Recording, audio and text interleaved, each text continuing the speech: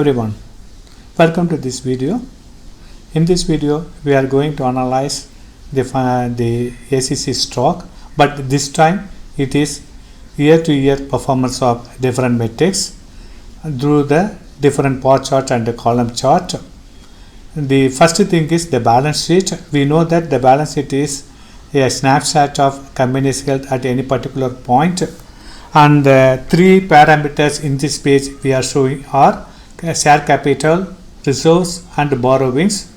In the share capital the chart we see that 0% for the last 3 years. The reason is the ACC hasn't gone for any public offer in the last 3 years. That is the reason it is 0.0%. The next metric is reserves. Reserves is used for setting aside some amount from profit for future obligations. The future obligations may be new buildings, new machineries, or some other fundamental activities or some other obligations. The reserve has been in the increasing trend. The last year it is 11.4%, increased by around 2.2% of the previous year. The next metric we are seeing is borrowings. Borrowing is getting the loan from other outside. It is also called leveraging. The borrowing wise, ACC doesn't have got any borrowing for the recent years, but last year it has got around 19.1% of existing borrowing that can be used for leveraging some other activities. However, we don't have the value for the year 2019 and 2020. That is the reason the average that is shown in the following KPI graph is for only 2 years. It is 9.53% per year for 2 years, but the remaining are for 3 years. The average reserve growth is 9.85% per year, and the average share capital growth is 0.00% because they haven't gone for any public offerings. The next three parameters or metrics we are going to see in balance sheet are the other liabilities, fixed assets and CWIP. Other liability, as we have already discussed, we don't have the details about current other liabilities and long-term other liabilities. Anyhow, the other liability is increased last year by 18% of the previous year. However, previous year it is negative minus 4%. That means it is less than the value of 2019 to 2020. The increasing of other liabilities also showing that they are having more liability or more leverages. As we have more data, we can analyze what are the other liabilities that will help in progressing the growth of the ACC. Then the next one is a fixed assets difference. In the 2020 to 21, it is minus 5%. That means the fixed asset has lost a lot of value in 2020 to 21. But however, in 2021 to 2022, it has got a mere amount of 0.8% positiveness. That is 0.58% of the previous reduced value. So they have got some improvement in the in 2021 to 2022. CWIP, capital work in progress, that is it is also increasing trend, and especially in 2021 to 2022 it is jumped by 56% of the previous value. So it denotes that there are a number of improvement is going on in ACC, that is getting new buildings, getting new equipments. Likewise, they are all in the process. They haven't completed, but the amount have been paid. That is the reason it is coming under CWIP. So it is in the increasing trend. The below three are the average values of all these three, and we know that the average fixed assets growth is minus 1.67% per year. So the fixed assets has got some value lost in the last 3 years. The next three parameters we are seeing in the balance sheets are investment difference percentage, other assets difference percentage, total liability or total assets difference. The investment in other companies are also increasing. It is 14% in the year of 2021 to 2022. So ACC is somewhat increasing the investment on other companies. However, if you know the real figure, whether it is good or bad, it is 14% of the previous year's value. The other, it is a asset difference, it is also increasing, that is 16% from the previous year. When we see the real values, we can understand how much it is risen by amount. This 16% is the value of the 16% of the value of the previous year. A total liability and the total assets, this shows the growth of the company. It is also in the increasing trend. Next, we will move to the income statement. One thing I just want to mention is when we collect the data, we have got only for 2 years, that is 2019 to 2020, 2020 to 2021. We don't have the data for 2021 to 2022. So the chart and the average values shown in this page are only for 2 years, not for 3 years. Anyhow, we can analyze in the 2022 data in quarterly statement. The revenue is one of the matrices in the income statement. We know this revenue, but the sales, the sales have been reduced in 2019 to 2020 by 14% when compared to the previous year. However, in 2020 to 21, it has again resumed and it has increased by 15% of the previous year 2019-20. The total income difference is also reflecting the same as the revenue difference. There is not much difference. Then we will move to the net profit difference. The 2020 and 2021 has got really a good net profit difference, that is 23% of the previous year. And the below are showing the average values of this metrics per year for these 2 years, that is 0.36% per year for revenue, minus 0.12% for total income growth per year. Average net profit growth is 8.96% per year for these 2 years. The next 3 metrics we are seeing in income statements are expenses, total expenses, EPS. Expenses is also reflecting like revenue, that is reduced in 2019 to 2020. Again, it is increased in 2020 to 21. This is also reflected in the total expenses. So what we infer is when revenue increases, expenses also increases.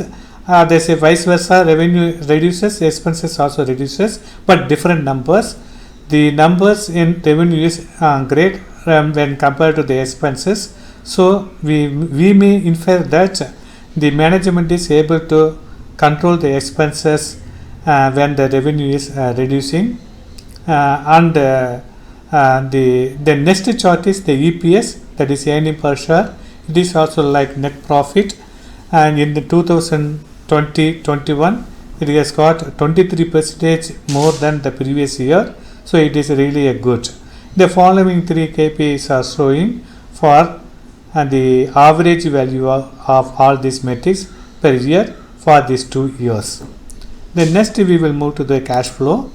In cash flow, we see 2 metrics in this page, that is cash flow from operations and net cash flow. The cash flow from operations are denoting the cash is coming or out of the company.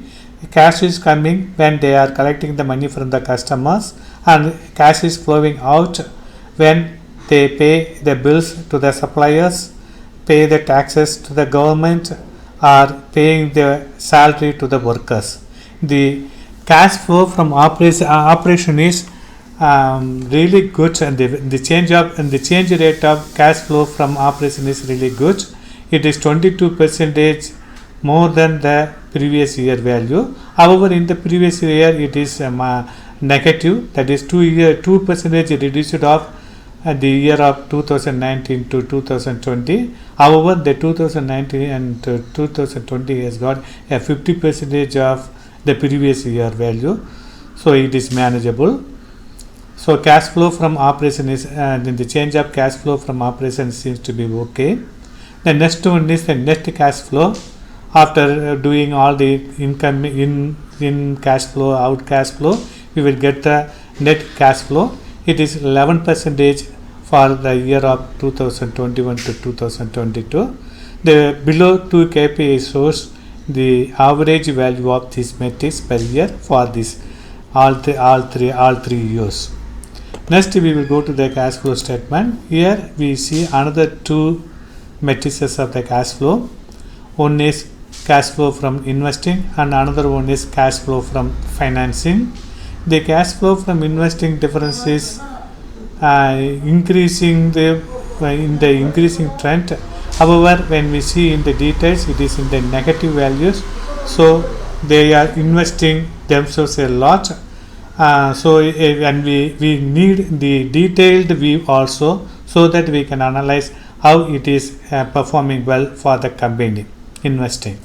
And the financing differences, it is also we need the details, so that when we have the amount, then only that can be applied in the rate of growth. Because the financing is, we need sometimes, the company sometimes need financial injection from other side to do their operations, or they can pay some dividends to the shareholders. All those things are covered in the financing differences. In detailed view, we saw that it is negative flowing, that is the cash is flowing from the company. That means they have got some kind of finance injection or paying the dividend. So we need those kind of details, then only we can analyze the rate of change of these parameters. Then we will go to the quarter income statement.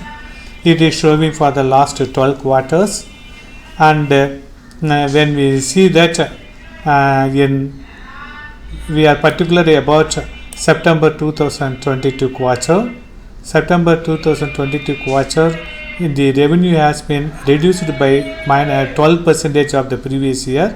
So the last quarter, the revenue is reduced, and that is reflected in the total income also. At the same time, the net profit has increased by 360.92%. When we see the actual values, we can understand why we have got this kind of jump, because in the previous quarter it is -74% of the March quarter. So that is the reason this value shows a high value. Anyhow, we can come to a conclusion that the management is able to manage the expenses when the revenue is getting lower, to get a proper net profit. Next, we will move to the another quarter income statement. Here we also see three parameters. One is expenses, total expenses, and EPS. Total, the expenses and the total expenses both are seeming the same, and these two charts are looking alike, the revenue and the total income, but a different figure. And we know that the net profit is very good. That means the management is controlling the expenses and increasing the controlling the expenses when the revenue is getting lower. That is the reason we have got a good profit. At the same time, the EPS is also reflecting like net profit, and the EPS is 360% of the previous year, the previous quarter. At the same time, in the previous quarter, it has got negative percentage, so reduced. So these are all like these three charts are looking like these three charts, but one thing is sure, that the net profit here is increased, the EPS is also increased. That means even though the revenue is getting lowered, the management is able to control the expenses to get profit in the positive values. Then we will move to the ratios. Here also we have got only for 2 years data, and we know the debtor days. What is the debtor days? The days, the average days for collecting the money from the customers. It is well controlled by the ACS team that we saw in the detailed analysis, and here it is reduced year by year. In 2019-20 it is reduced by 25%. In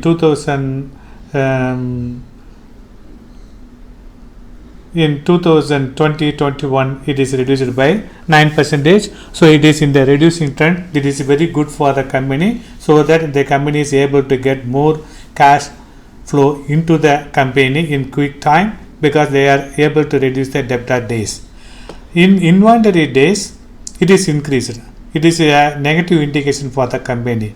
They are struggling to reduce the days, that is, and converting the material into sales revenue. So it is increased by 19% at the previous year. So they are struggling to control the inventory days. They are needed to concentrate in this area. The next one is the days payable, that is the paying bill to the suppliers. It is the it is a payment. It is also in the increasing trend. That means the management is able to negotiate with their supplier to get more time to pay their bill. This also increases the cash flow into the company. They can have more cash for their operation.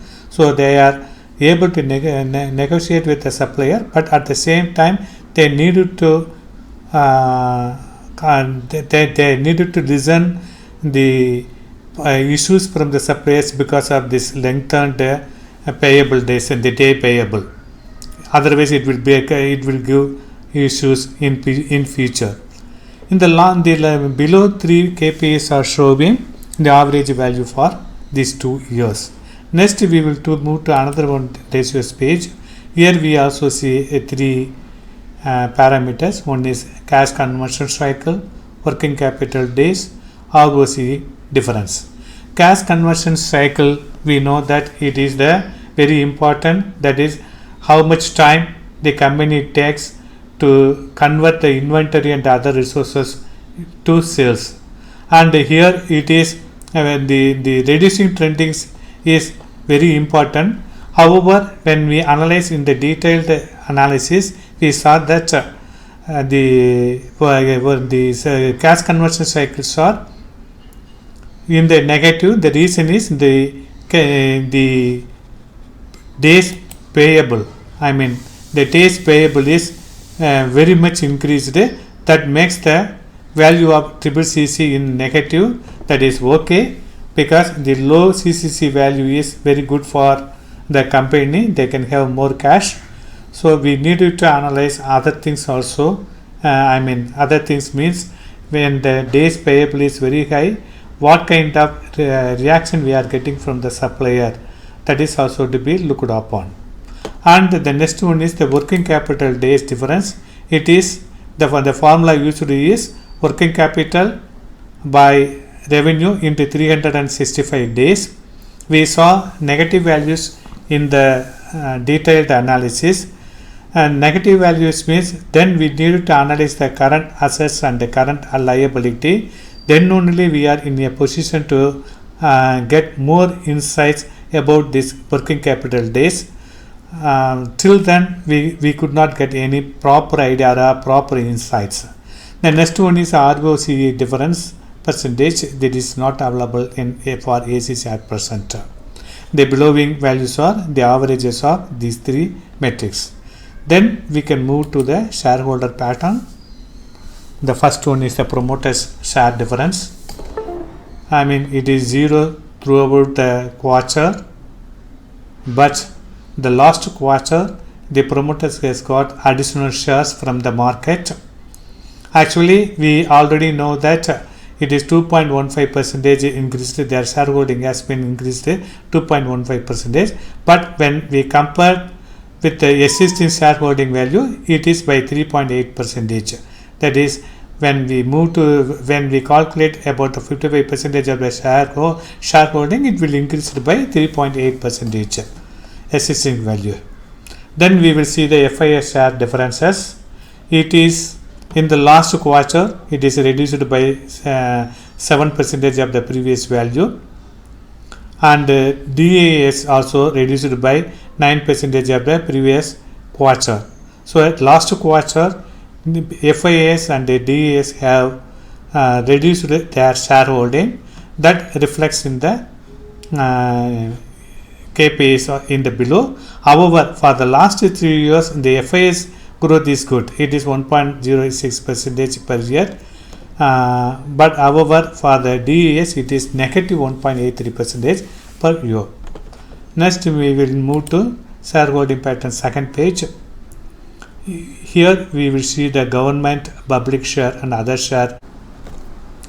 The government share they bought in the quarter of December 2019 to March 2020, around 20% of existing shares held by government, after which they keep on the same amount of shares throughout the quarters.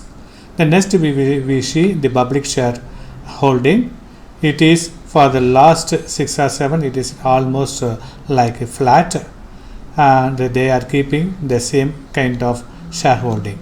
The other share difference, ACC doesn't have any value, hence it is blank.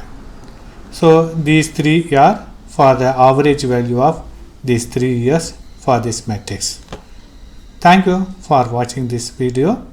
We will see in another one video with another one analysis. It may be any kind of analysis or with any other stock fundamental analysis. Thank you once again.